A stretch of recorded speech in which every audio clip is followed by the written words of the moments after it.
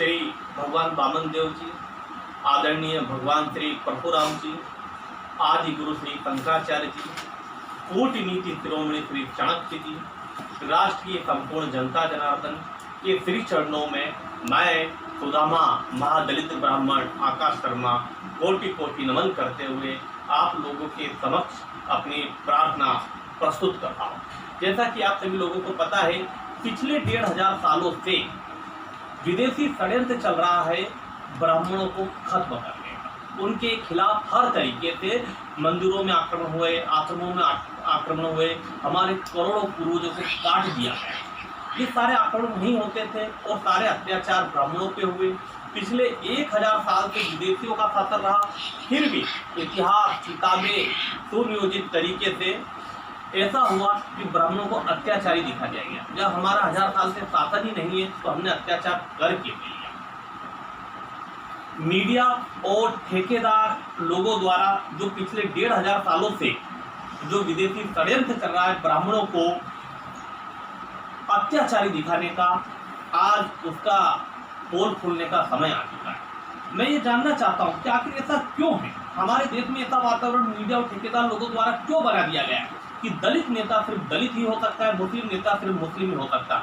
आखिर मुस्लिम और दलित नेता ब्राह्मण क्यों नहीं हो सकता? आज मैं एक छोटी सी शुरुआत कर रहा हूँ, एक कोशिश कर रहा हूँ दलितों के हित में एक ब्राह्मण होकर बात करने की।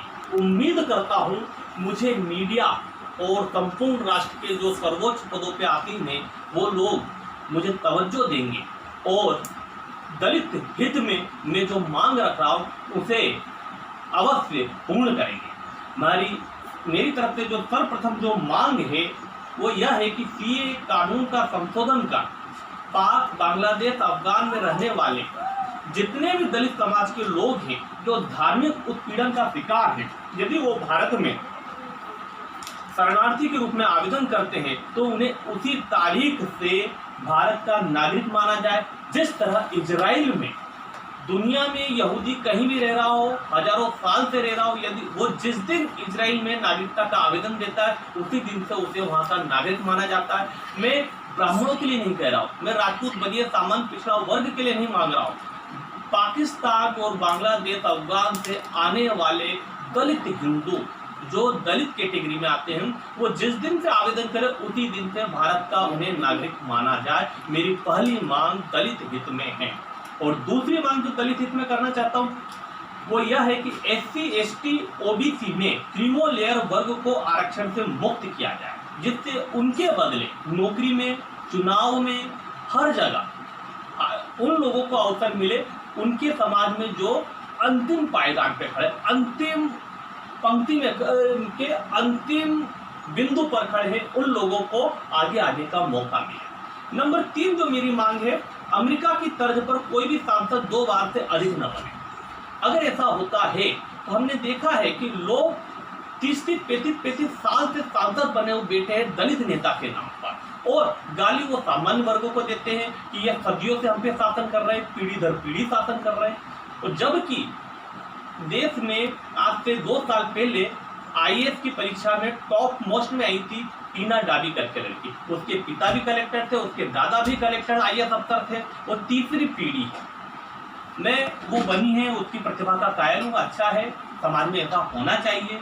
पर मैं उसकी वो जिस आधार पे बनी है वो SC, ST कोटे का लाभ लेकर बनी है।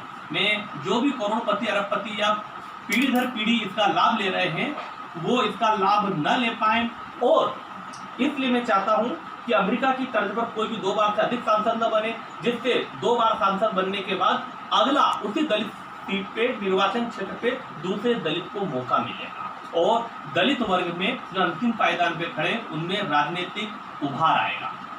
और तीसरी मेरी मांग है, चौथी मेरी जो मांग है, धार्मिक उत्पीड़न के आधार पर विदेश से आए दलितों को निःशुल्क भूखंड उपलब्ध कराकर प्रधानमंत्री आवास योजना में आवास बनाकर प्रदान किया है।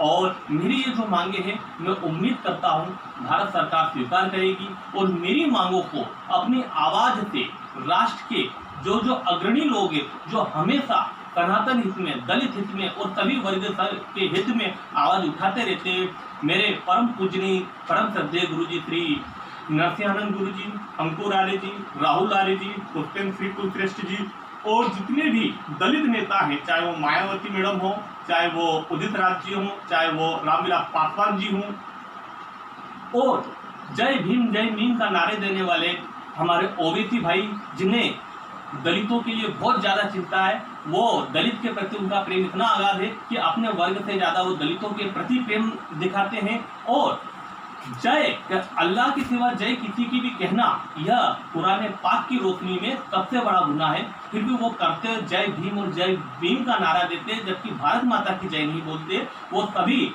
दलित प्रेमी मुस्लिम नेताओं से मेरा अनुरोध है तो वो मेरी मांग को सरकार के समक्ष उठाए और सरकार पर दबाव बनाए कि दलित हित में मेरी चारों मांगे स्वीकार की जाए। इसी के साथ अंत में मैं पूरी जनता जनार्दन जिन्होंने मुझे सुना उनका आभार व्यक्त करते हुए एक बार पुनः भगवान परशुराम का योद्धा, भगवान परशुराम की विजय, जय श्री कृष्णा, वंदे मातरम।